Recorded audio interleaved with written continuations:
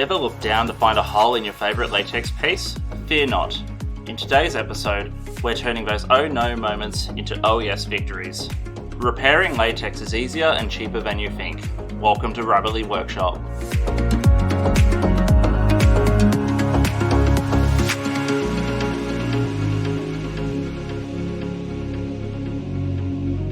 Welcome back to Rubberly Workshop, where today's mission is saving your latex from the brink.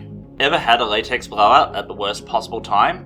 Yeah, we've been there. And we've got the know-how you need, saving you hundreds of dollars. Super handy in this cost of living crisis.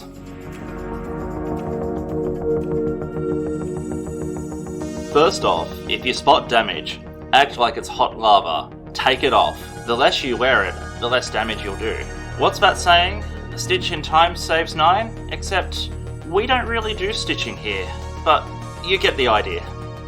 There are two main villains in this world of latex damage. The unstuck seams and the dreaded tears. Seams, no dramas. Tears, trickier, but we've got you covered in the next episode.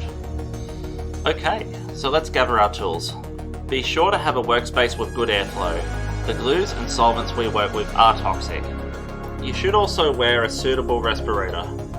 Mine is a little bit overkill, but you can probably get a more sensible and affordable one at the hardware store. Of course, always wear gloves when working with these products. And remember, if you play unsafe with these chemicals, you've got two choices, mahogany or pine. You won't need any spare latex sheeting today, we're just fixing a seam. Now, before any surgery, cleaning is key. Wash the latex thoroughly in warm water and mild dishwashing detergent. Nothing fancy, just cheap, simple, honest detergent. And a little bit of it at that. You can also use dedicated cleaning products like Lux Clean if you like. Just follow the directions that they provide. Now you've washed and dried the latex, let's prep the work area. Put your gloves on and the respirator. And let's get to work. This sort of repair is known as a seam repair, and it's the easier fault to repair. It's simply that two pieces of latex that were glued together have decided to not be glued together. Provided you haven't also torn any of the latex sheeting, this repair is stupidly easy. Let's go. This is a pair of Galaxy print leggings, and it has a zipper flap that has started to come off. So we just need to glue it back on. These leggings also have a tear nearby, but we'll be fixing that in the next episode. Because we've washed the latex previously, we can start to give it a solvent cleansing. There isn't much holding this zipper flap. It's only a small part. We may as well take the whole thing off and re-glue it. So, with a rag soaked in some solvent, let's get scrubbing on all the surfaces we want to re-glue. It's always a good habit to clean around 30mm around the affected area. Now pour out some glue into your working container. These plastic dishes are great for that. They're actually included in the crafter's gift box, available at Rubberly store. Grab a brush, stir the glue, and check its mixture of good thickness. You can add a little solvent if it's too thick, but yeah, this looks perfect for me. Let's use it. Let's grab a drop of glue and brush it into this crevice here. I'm going to use a peg to hold this bit up here. It's meant to go on top of the flap, but we'll glue it after. Using your mini spatula, let's grab a little more glue and coat the seam.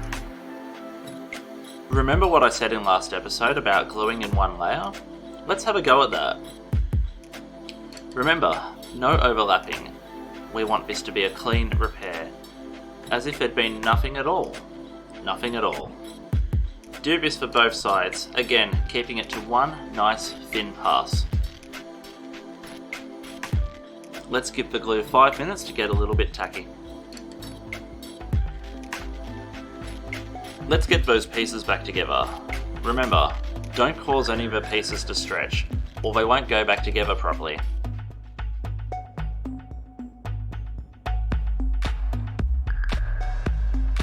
Note this technique I'm using. I'm rolling my fingers along behind the glued surface.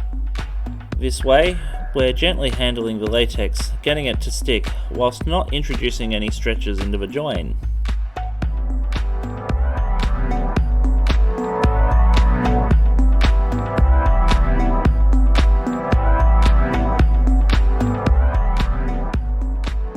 At this stage, you can always pull it apart and redo it, just like we went through in the previous episode.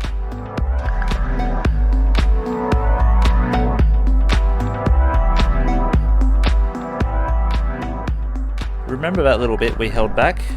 We said it was meant to go over the flap. Now the flap's back on, let's put it back into place. The small art brush comes in handy for little bits here and there, such as this bit of reinforcement that overlaps our flap. With these leggings, you can see Dawnamatrix has used a natural coloured strip of latex to reinforce the top of the leggings.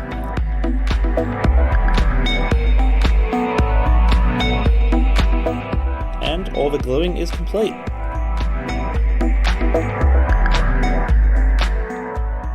When you're happy with how it's attached, just give the seam a quick squeeze with your fingers like so, all the way through. When it all looks good, hit it with the seam roller. Give it a good press, get any air bubbles out.